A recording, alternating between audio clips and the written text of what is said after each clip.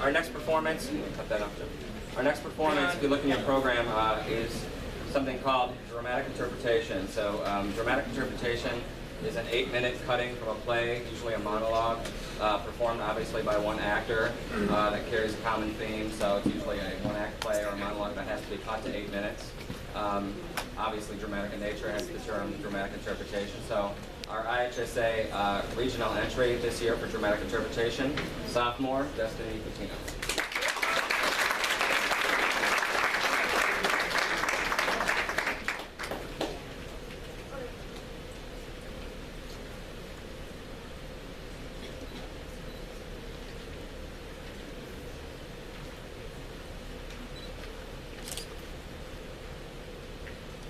For the rest of my life, I will be haunted by the horror and anguish my son has caused.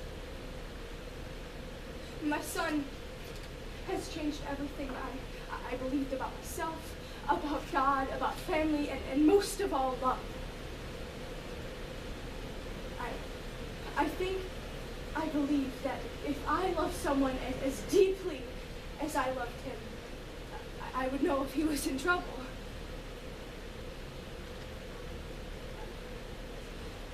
But that instinct wasn't good enough, and the fact that I never saw this tragedy coming is still almost inconceivable to me. Losing a child is every parent's worst nightmare. But what happens when your child is the one that creates that nightmare? That nightmare that won't end when you wake up because it's your son who walks into the school and kills 32 of his classmates. This is staph infection from the play commencement by Cardinal Speech Team. They hid me in the pediatric room, far away from all the other families, less parents, and less press over here. When Mitchell was younger, him and a handful of kids from our neighborhood all went out to the forest behind our house to play a game of hide and go seek. When it was Mitchell's turn to be it, he closed his eyes and counted to 1. Ready or not, here I come! Ready or not, here I come! Ready or not? You see, what Mitchell didn't realize was that all the kids had already run home by then. But it didn't stop him from playing, though, peeking behind each tree, searching for his friends. An hour went by before I was on the phone with everyone in the neighborhood asking if they knew where Mitchell was. But none of their kids would say. I finally found him leaning up against a tree, huddled into himself, shivering.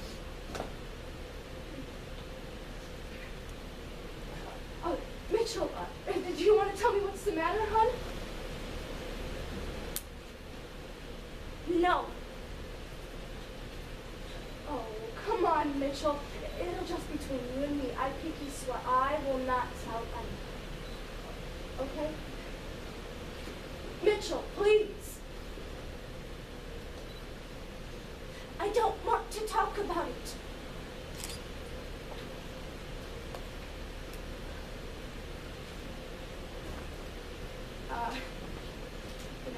The last time I had to wait this long was when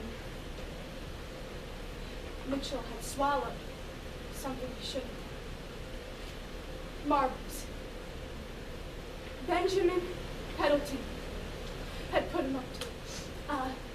Hey Mitchell, I'll be your bestest friend if you swallow this set of 10 marbles.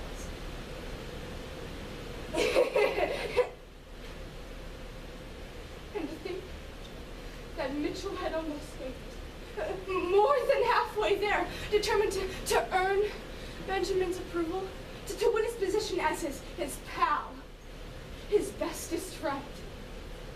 Only giving up once his throat had constricted itself, his own esophagus refusing to swallow anymore, and no matter how hard he tried to eat just one more, to prove his worth as a friend to Benjamin.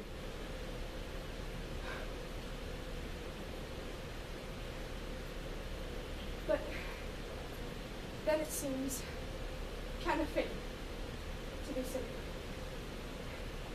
Almost like old times, like any minute now, a nurse will come walking in here, calling out Mitchell's name. The doctor will see you now. But the worst part is that these nurses won't even talk to me.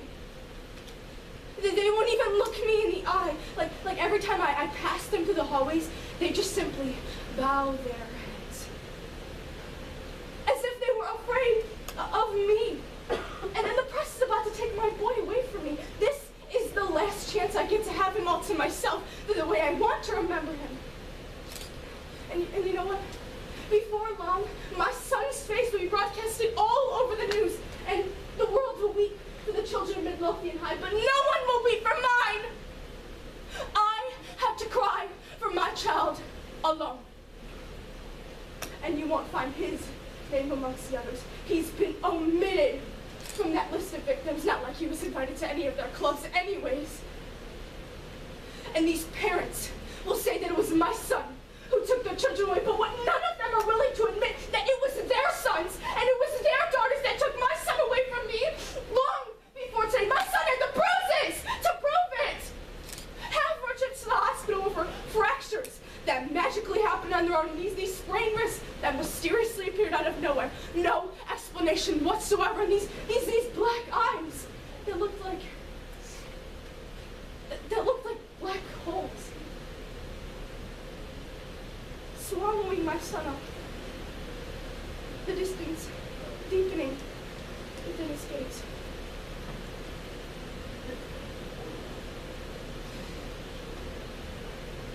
All I want is to sit with the rest of the parents. I just want to mourn with them. I have lost my son too. Why can't I just sit with them? We deserve to wait together, right?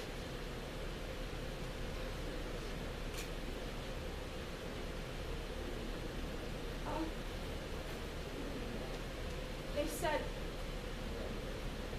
that when Mitchell was done, he had slipped the gun over his tongue, and the blast had reached the roof of his mouth just before rupturing all of the soft tissue and bursting through the back of his skull, sending puzzle pieces all over these classroom walls. Oh, Mitchell, baby.